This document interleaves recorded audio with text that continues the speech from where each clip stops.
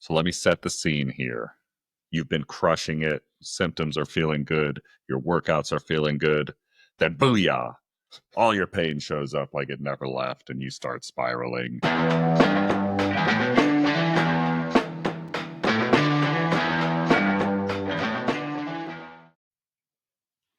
Welcome back to episode 24 of the Past Your Prime podcast. Just to start out, if you have not subscribed yet, please drop a subscription. If you haven't shared it with a friend yet and you're liking the content, share it with a friend. It means a lot to us to help grow the podcast. What is the topic for today, Craig? Why one bad day doesn't mean you're broken. So the big thing is, how do you understand and manage flare-ups without panicking, quitting, starting over, and thinking that your diagnosis is wrong? So let me set the scene here. You've been crushing it. Symptoms are feeling good. Your workouts are feeling good. Then booyah, all your pain shows up like it never left and you start spiraling. Did I miss something? Did I push too hard? Am I calling Craig saying I've torn my ACL? Do I need an MRI? Probably all of those. If you rode your knee down stairs, we might be thinking that, yes. I have been there. I'm kind of always there. I feel like I am the king of the flare up. Literally, he is the king of flare-ups. Unfortunately, the king of flare ups, the king of injuring myself, the king of the castle, like all of those. Um, but one of the biggest things I think I've learned from you is that a flare up doesn't necessarily mean you've destroyed your body or you've hurt yourself or that my diagnosis was wrong. It just means that I have not fully mastered my system, I guess I'll say. I love my system, but my system often puts me in a place of re injuring myself or flaring up old injuries. So today we're going to dive into what a flare up actually means, why it's not necessarily always a bad sign, and how to tell the difference between a real setback and a system breakdown. So, from your perspective, Craig, kind of like from a clinical perspective, what is a flare up? A flare-up, it depends on the type of injury, but in most cases, a flare-up is where you fall back into an old habit or do a task that basically re-irritates whatever structure it was you hurt in the first place. So, for example, let's imagine that you have traumatic synovitis of your knee. It's one of the more common ones for this to happen with. Basically, you jammed your knee, and in the course of rehab, we've done things to return your quad strength, return your motion, manage the swelling, and you say you're walking around, you either do too many steps that day or you step off hard from a step and you jam it again. That's a flare up. It basically ignites the whole inflammatory process again and back into your original symptoms. That's crazy to think that just stepping off a step can Yeah. just ruin your knee. But One of the worst cases I ever saw was somebody stepping off a ladder. oh, Yeah. you made that, just the sound of that sounds worse, but it seems like it was probably just like a mundane step off a ladder, not like crashing and No, destroying yourself. man, ladders are dangerous. Not to go totally segue. I had somebody who fractured both their femur and their tibia at one time. That is not a traumatic synovitis. That is a bone break. Very different. Yeah, if you're not prepped on those, or some people jump off. There's like things that you just do. Oof, can't unsee those. Yeah, be careful around ladders. Hire a professional. Um, I know that I've been there, but why do a lot of people panic when they've had some sort of flare up? I know that over the years, both myself and my wife have called with, what's going on? My knee is hurting, or my back is hurting, or my neck is hurting. With a flare up, Yeah, they're scary. I mean, when you have a flare up, you are feeling you can feel symptoms that are as severe or sometimes even worse than what originally brought you in, especially depending on where you are, like what phase you are in the course of rehab. And you're starting to reintroduce things that we knew were hurting you before. And it feels as if all the time that you put in up to this moment was a complete waste of time. That's the first one. And then the second one, it really makes you question if you have the right diagnosis. And so the most common thing I hear is, "We do we need to get this imaged? We need to maybe we should get this image so that we actually know what's going on in there, even when it's very clear what the actual injured structure is." You also have people want to pursue different treatment regimens, different things to make it feel better, even though what was actually working before still will work. And the issue with a flare up is it makes people question everything that they've done up to that point, which, yeah, it's very panic inducing. That's where I was with my wrist flare up, probably what 2 months ago now, Hmm. maybe. So yeah, we went through all of those. Do we need to get imaging? Have I just ruined all of my progress? Did I re-break it, etc.? So Well, let's be real though. As a clinician, you should assume that you're wrong. So the thing that the dynamic of it is we should assume, okay, let's just make sure that I'm not wrong and confirm it. Like you should totally do another deep dive, re-examine everything.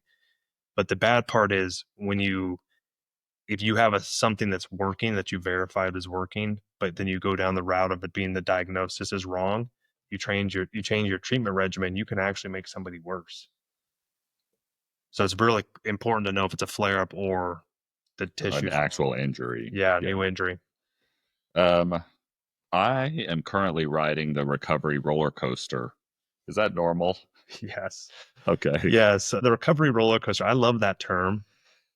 People who have a higher exercise capacity, when they get to this aspect of it, and when I say exercise capacity, it's mean how hard can you work out? Not everybody, if you guys listen to the last episode, not everybody can do a 360 dunk. You have some level of load that your body is going to have to deal with. And it's good just to realize that and to be just cognizant of what you're actually going to do. That's why individuals who hurt themselves, who've been chronically deconditioned, we have individuals who come in with, like, have you heard of the term fibromyalgia? Yes. With fibromyalgia, sometimes what happens, especially people who've had it for a really long period of time, their work level has dropped so dramatically that their tissue capacity and exercise capacity are about the same level, which is incredibly low. One of the cool parts about that is that you can actually get them to have, because it's matched, you can actually target their workload equally. You don't have to watch out for tissue capacity nearly as much.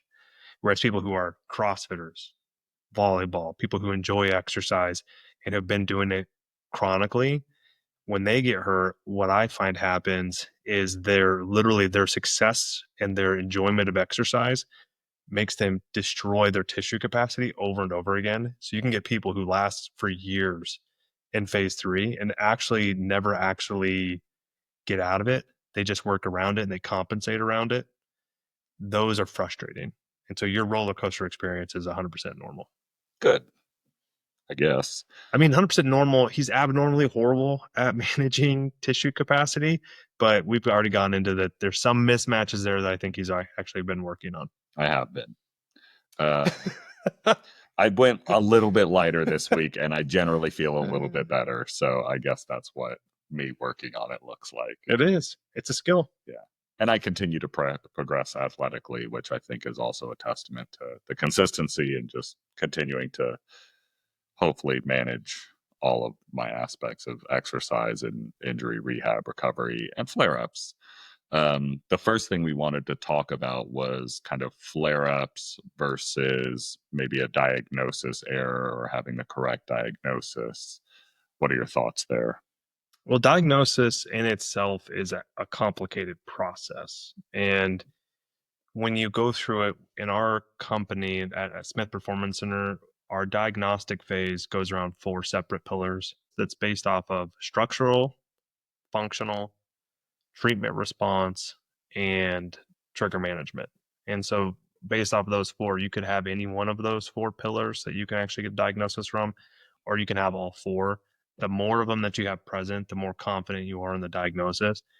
But because of how the body's system is set up, you can't always trust any of those. And that's why during the rehab process, I'm verifying that I'm actually accurate, because you can have dysfunctional pain where people's symptoms don't make sense, where they have pain where they shouldn't, like things that should not actually hurt.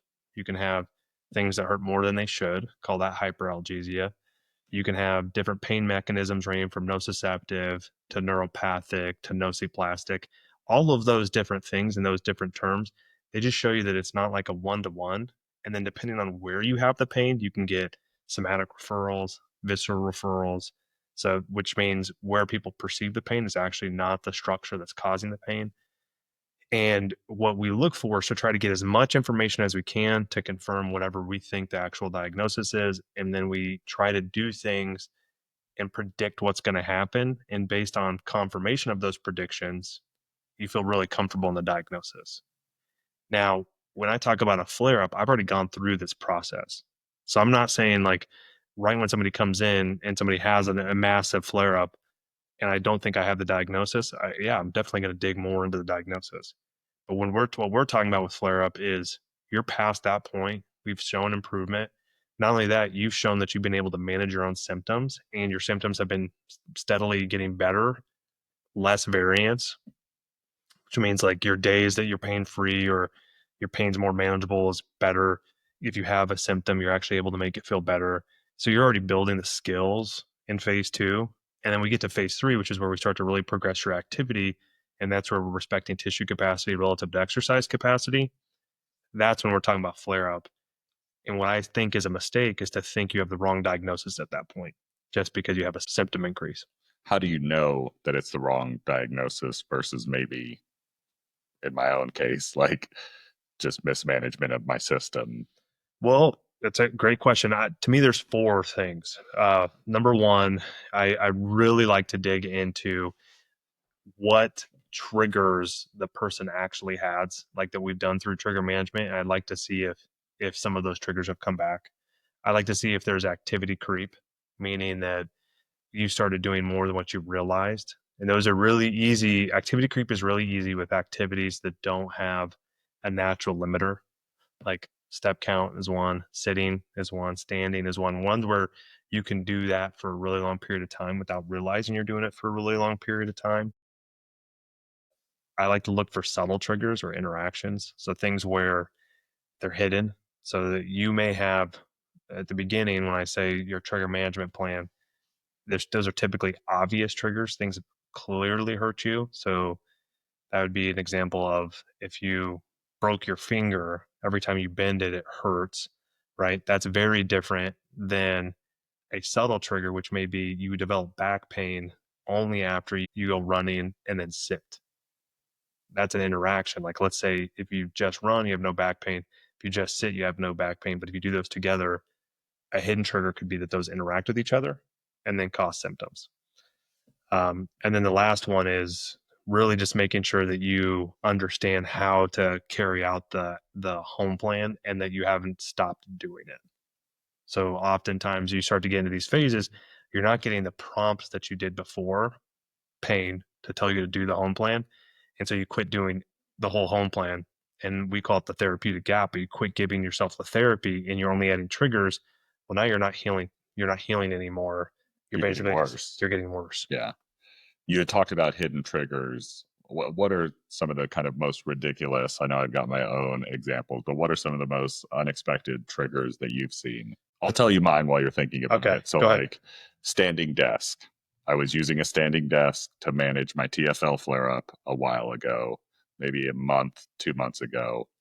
And I noticed that my wrist was hurting way worse. And I think it was just because of the angle that my arms were at when at my standing desk. So then I moved it down, but I didn't move it all the way down.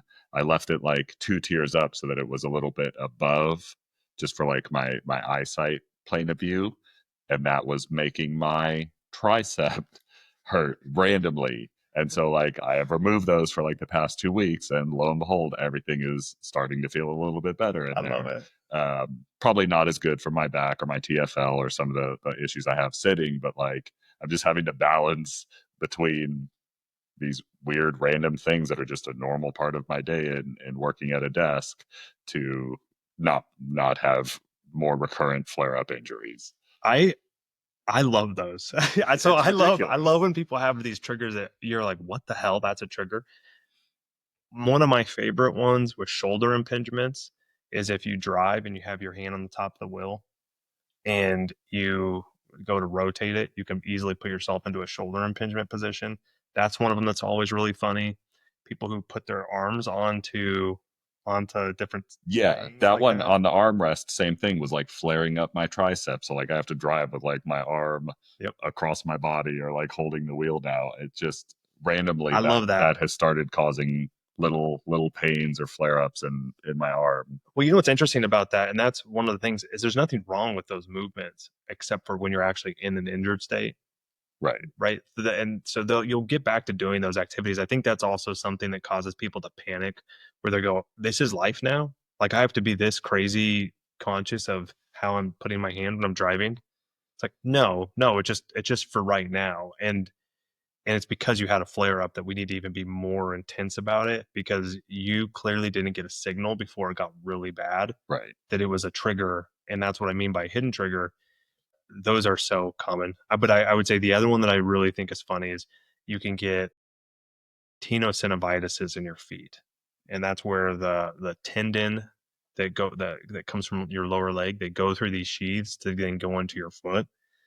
And I had somebody who had really severe foot pain and nothing could make it feel better. And then the trigger ended up being he would sit at a stool and wrap his feet back and he was causing this tension event the whole time. And that was what was hurting him.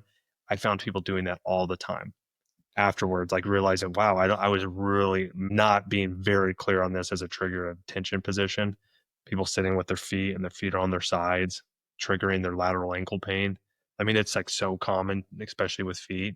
But those are probably the most ridiculous ones where you're like, I'm just sitting and my feet are just on the ground and it feels like I'm destroying my body. I'm still trying to find the hidden trigger for my top of foot pain only on one side.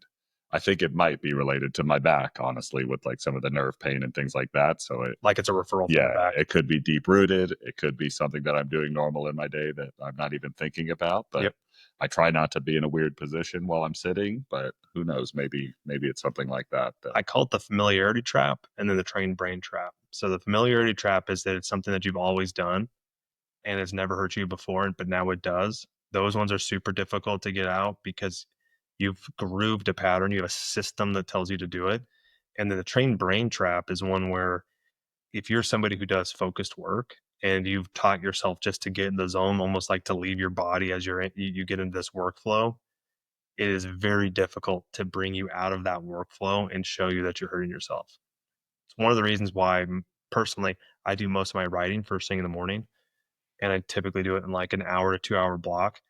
I just wear a back brace because I don't want to have to think about it. Like I don't want to have to think about it. And I've had before where I've come out of it and had raging neuropathic pain down my leg Wow. that I did not notice until I tried to stand up.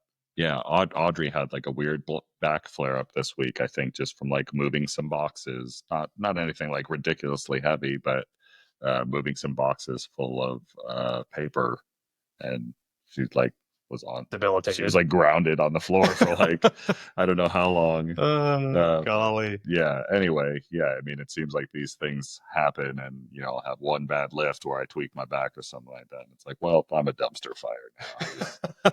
But don't you think that's what I'm saying is that okay, so you go through the diagnosis and you confirm that you have the right diagnosis, but what it doesn't tell you is that it's a management issue. And then you can go through those four things. You can go, all right, the triggers that I do know, did I get bad at those again? And then you go to the next thing. Did I have activity creep that was hidden from me? There's a term called monocyclical activity. That'd be like walking, running, stuff where you can do it repetitively. You're very prone to creeping those up without realizing it. But then there's also ones where it's just postural, standing, seated, watching TV, looking down at your phone. Like those ones are really difficult if you're going back because you're going to stop getting the feedback loop of pain. So the prompt is now gone. And then the third one, where we talk about hidden triggers, that's really looking for things that are interacting. Those are way more difficult. Yeah. And honestly, when I find that there's a hidden trigger that they can't stop doing, I now know that their phase 3 activity progression is just going to take way longer. Right. You have to, and then you have to really convince the person you absolutely have to keep doing the home plan to such a high level because if you don't, you're going to lose a therapeutic gap of where healing happens. And that's where people get stuck in this long-term recurrent injury hell because they never actually close the loop on rehab. Yeah. And I think just understanding that if you decide it's just a diagnosis issue, you're actually never going to go through phase 3. You're never actually going to get through rehab because now you're just going to go try a whole nother treatment regimen when it's not the treatment that's the issue. It's you're the issue. You're not managing it well. Yeah, Sarah helped me realize that I was the issue in terms of, I think, some of my back pain. I was trying to do more core exercises at the gym, doing some loaded core exercises when clearly my capacity is not there to Yeah. do those. And so I've cut those out, and slowly but surely my back is starting to feel a little bit better. It still kind of flares up every time I play volleyball, but I'm old, so I get back pain when I play volleyball almost all the time. And I've been doing some of the things in terms of traction to try and limit that from happening. But I think until I'm kind of fully healed, I'll have that for a little while. You bring up a good point, though. People will come in thinking what they're missing is an exercise. Right. And what would you say you were missing? Just tractioning my back, the home plan. Yeah. Yeah. And it was So just like one of those things where, like, I've been getting through my workouts more efficiently, using less rest time, just getting more efficient at completing the exercises that I have in my own plan.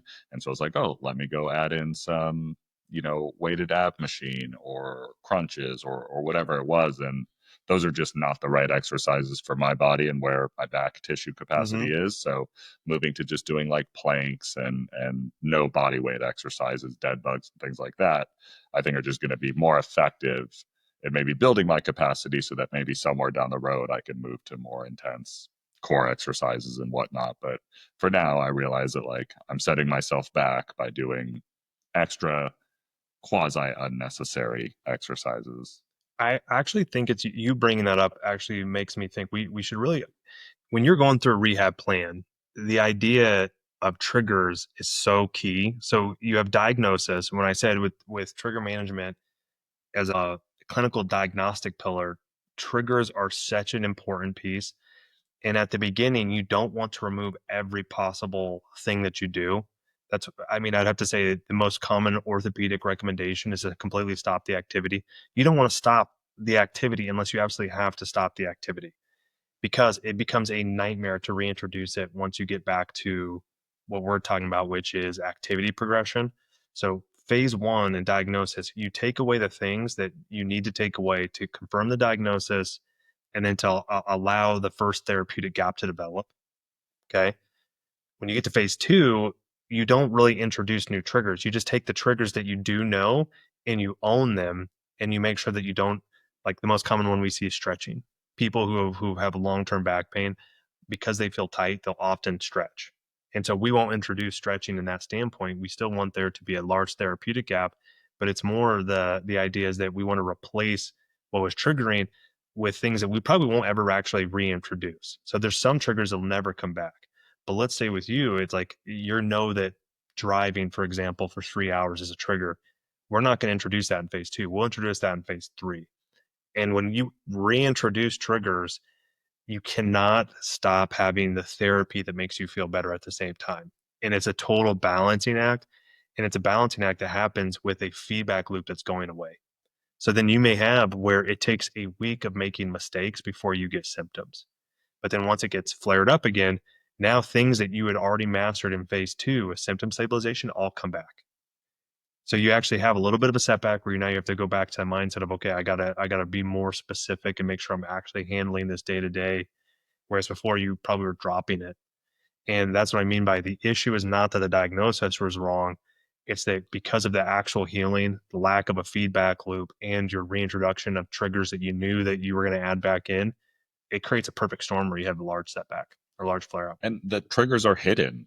That means they take time to find, Yep. which I think is probably the most difficult part of this is, is it my squatting? Like, I think squatting is one of those things where when people have back pain, they just automatically are like, I'm not going to squat anymore. Which is I insane. I'm the complete opposite of that. I'm going to continue to squat. I'm going to manage my load so that if I get to a too heavy of a load and it's hurting my back, okay, I'm going to scale it back a little bit, maybe a couple less reps, maybe a little bit less weight, but that's just one of those exercises. Like, sure, I can take out weighted crunches. Like, that's not core to my overall exercise progression, but squats are very core and fundamental to my exercise progression. So like I'm going to continue loading those, whether it's a little bit of knee pain, a little bit of back pain, or whatever you've got. Manage your load to make those, hopefully like a 2 or 3 out of 10 on the pain scale. But don't you But think a piece of why you're not removing them is because they are fundamental to all activity you're going to do, right. right? Yeah. And it's once again, it's continuing to build that tissue capacity. I say the same thing with my wrist. I mean, my wrist pretty much hurts the day after, maybe 2 days after every time I play volleyball. But I do notice that it is consistently getting stronger and less painful. There have been times where it's flared up more than others, and maybe I've played more than I should have. But it's just continuing to build that tissue capacity so that hopefully at some point in the future I will get to a point where it's not just killing me, Mm-hmm. for a couple of days after, where trying to pick up a water bottle is painful, or trying to click a mouse is weirdly painful. I'm very comfortable with people having symptoms, and as long as the symptoms match the prediction, and so if you're increasing activity and your symptoms are staying stable, I'm totally cool with it. Right. What I'm not okay with is large changes that you didn't expect and where you don't learn from it. But I have no issue. And when I know I will absolutely cause symptoms with some injuries, with the idea being that mental health wise, this person needs that physical activity. I will absolutely ramp them up. I'll use artificial stabilization. I'll use all the tools I can in a tool bag to make it so they get back to the activity that they're doing, just so they're in a mentally healthy space. I don't mind people being in pain. I don't think it's one of those things that ever you have to have a life with no pain. I think that's a silly notion. And so in those situations, to me, working with Alex, where he really doesn't want to work with me because I've heard him a couple times. Alex working with my wife, Sarah, they have taken a standpoint of getting him back to activity despite knowing that he's going to have some of these injuries, but there's still parameters around it that make it so that when he has those symptoms, though that's not a flare up in my opinion. That's a normal tissue response. But say like a month from now, he stops doing some of the activities and he has a flare up that makes it so he can't progress activity. That's a flare up. And that would be a situation of, okay, I need to take a couple steps back to how I was doing my home plan and be more effective with it. But that's a management issue, not a diagnosis issue. And I mean, I will say in the past, say, month since my back flare up, I've had to decrease my load quite a bit. So, like, I'm not having the activity progression that I want to have in terms of loading to increase my vertical and gain strength and all of those things. But I'm starting now a month into, quote unquote, rehabbing all these other things, where I'm just generally starting to feel a little bit better. And I feel bad because I've got, standing appointments for generally my wrist, but I'm coming in with my wrist plus 1 or 2 things every time, which is great because I'm able to have it managed. That's most people. Yeah. Our clinic isn't limited like this, but with insurance, you often have to have a diagnosis directed by like a physician for the insurance to cover it, or like Medicare. And you'll have people who have multiple injuries. And the natural part that happens with some of these injuries is you catch other injuries. And during the course of rehab, as you progress some tissues, it's very natural, especially if it's been an injury that you've been managing for a long time.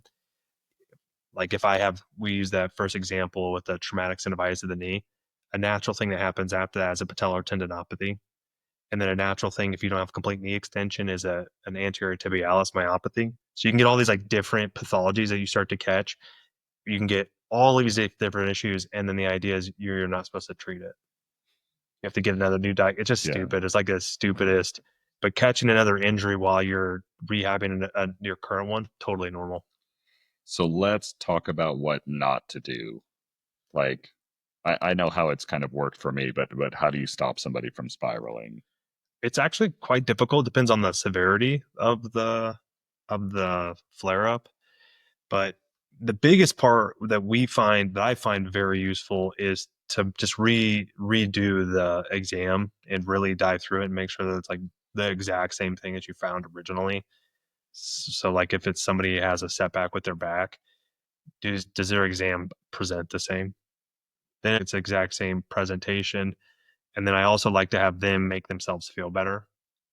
What I often see happens is they are misapplying the home plan. Like they almost panic, don't apply the home plan correctly, and me watching them, correcting subtly, they can make themselves feel better. Rule out red flags. So if they have like a red flag is something that tells you, okay, this is an emergency. We need to do some. We need to either get an image or some other type of support for the diagnosis and make sure there's not something bad happening. You rule those out, and like you go through those three things: confirm the diagnosis, make sure there's not something new, and then rule out red flags, and then make themselves feel better. It really goes, okay, we can stop the panic spiral that happens. Yeah. I really do find it effective. If you can make yourself feel better, there's nothing else that's more empowering than making yourself feel better. Not another practitioner, not some medication, but if you can make yourself feel better, that's why that flare up can be such a beautiful opportunity for improving your confidence. Make yourself feel better. And in my time working with, SPC, for me, it's come to just like reminders that like your back has hurt you several times over the last 10 years. Use your TA activations, do your traction, and then lo and behold, it starts to feel better pretty quickly. And it's just that my brain just doesn't work in that fashion of like, what did I do before? I might think that, but I can't remember what I No did one before. does. And so now my home plan, once again, is to a pretty lengthy state, but they're all things that I need to be mindful of and consistently working on. And when I do those things, I generally feel better. If they can't do the home plan, like that's an ability issue. So if you guys remember, we had brought up BJ Fogg's action, like what causes an action to happen. It's a combination of motivation, ability, and a prompt. Typically, one of those has been disturbed if a person has quit doing their own plan. If it's their motivation dropped because they don't feel terrible anymore, their ability, they forgot how to do it, or they don't have something telling them when to do it. I love to go back through those and just strengthen it, which can be very, very helpful. But that's the cool part about a flare up is if you change your mindset around it, it can make you even more effective and more likely to actually get fully through your rehab. I use my daughter as my prompt. She's like, Daddy, we need to do the rice bucket. I'm like, all right, let me get my glove on and do the rice bucket. Does she Thank you, do it with Camille. you? No, we usually keep the gloves on and clean up the backyard afterwards with the gloves on. So That's funny. She yeah, wants to do it though. yeah, That's yeah, hilarious. That's yeah. awesome. Great prompt. That's a Right. great idea on a prompt. Okay, let's build a flare up, not prevention plan, but like a flare up plan. You wanted to talk about kind of training for autonomy. I always think the root goal for a really good rehab plan, really good coach, all those things is to basically make it so that you have control of your own body. The more that happens, the higher the likelihood that we're going to have a successful rehab. Once a flare up happens, the idea is using it as a tool to make you even more independent. And there's a few ways to do it. The number one is to just rule through those four things that we talked about. Are you still handling the triggers that we do know? Do you know, are we having a hidden trigger that's actually developing? Did you have activity creep? And then this last one is, are you confident that you can actually carry out the plan and make yourself feel better? And so there's a couple things, and I think you thinking of the therapeutic gap is really useful. Have you stopped doing the things that give you a therapeutic effect? Have you started adding in too many things that cause your tissue to feel worse? And making sure you get that back into alignment that your therapy is higher or your triggers are lower, or doing both so there's even a larger gap. You can do that in a variety of ways. So you can decide, I want to reduce my triggers. So I'll take down load, I'll take down volume, I'll make sure that there's no interaction. So when I go for a run, if that's interacting with when I sit, I'll just make sure that there's an hour between running and sitting for my work day. That's the one I struggle with the most. Why is that? I just want to continue progressing. Yeah. I think this gets back though with Alex. I think one of the things I like to do, if I see that there's a constant disconnect, then I go up the chain. I don't think it's a system issue, in which we've talked about a bit. There's either an identity mismatch, a meaning issue, or a direction error. And one of those three things needs to be investigated. I will often find people who keep on getting re-injured.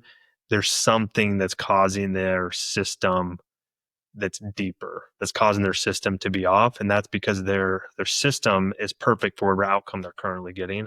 and we can't change it, then that means you're getting something out of the identity. For him, like we've said it over and over again, he will hurt himself because his motivation is so high. And he shared before, he wants to be a great father and be able to beat the crap out of the first boyfriend that shows up. And taking time off and not progressing, it's an identity mismatch. Well, now I want to dunk too. So like all of those, and just generally speaking, dunk training is just very hard on the body, especially as a 37-year-old. I continue to progress in it. The fallback is injuries, and so I'm willing to live with them. I do what I need to do to kind of rebound from them, but it's also frustrating that like I feel like I'm doing everything I need to do to get more athletic, and then I fall back into an injury. Well, that's the piece that I think would be interesting for him to explore. Yeah. And it's one of those things that it's not instantaneous. There's sometimes where you obviously have a big enough thing happen that you can't continue being that same person. That's where I kind of talked about having an injury that ended my sports career. That identity was gone now.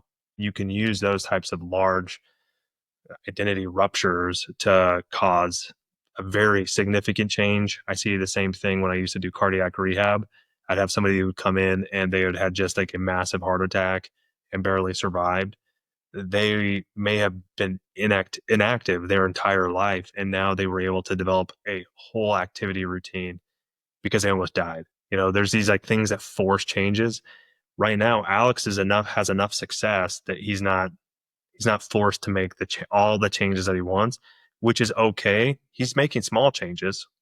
You absolutely are. I think it's also worth noting that like I don't know, call it a month ago, I could kind of dunk with one hand. That was the first time I was able to successfully dunk with one hand. I've done a lot better in being mindful to my trigger management, my rehab plan, and just yesterday I dunked with two hands. Like that's a big difference in the amount of athletic ability you need to be able to go from a one hand dunk to a two hand dunk, let alone a trick dunk. And so just by managing my injuries and being mindful of my load, I'm still becoming more athletic. But what's a bigger issue to you is the athletic piece. Right. Like, so I think that's fine. I think it's fine as long as you're clear that you would rather have a flare up than not have an athletic improvement. I think that's a very fair trade off. But it's where I come into an issue with it is when people won't admit that. Right. And it's fine. Like it's totally fine for you to feel that way. But then he's got to understand he's going to be more prone. He's going to have triple to quadruple the amount of flare ups that's probably normal. That's fine. That's his decision. Are you cool with that decision? Kind of. I'm trying to I'm be. cool with it. Yeah. Yeah. Yeah. I think we're at a good place to wrap this one up. If you're like me and your body throws a fit every time you try to get back into shape, here's what I've learned the hard way. Your flare up isn't the end of the road. You didn't fail at rehab. You just kind of hit your limit. And I think I keep hitting my limit and progressing past it. Hopefully, I'm definitely past my prime, but that's beside the point. And then just taking a look at your processes and your systems and adjusting accordingly has been super helpful. And if you need help figuring out what part of your system is broken down, that's where Craig and I can come in and help. And this is, kind of show you what we do to help manage these things. If you guys have questions, we would love to, or an issue that you guys want us to dive into, please let us know. Like we can dig through some of these. If you're somebody who's in a frustrated place where you've tried to get done with rehab, but it seems like you keep getting pulled in with flare ups that stop you from doing the activities you love, let us know. All right. Well, we'd love for you guys to rate the podcast, rate it high, preferably. How much would that suck? Just a bunch of 0 stars. Yeah, oh, not helpful. All righty. And then pastyourprime.com. We'll continue to build our resource repository there. You can follow us on IG, Spiker Kiker, Craig Smith PT. And I guess we'll see you on the next episode. PYP, baby. Peace.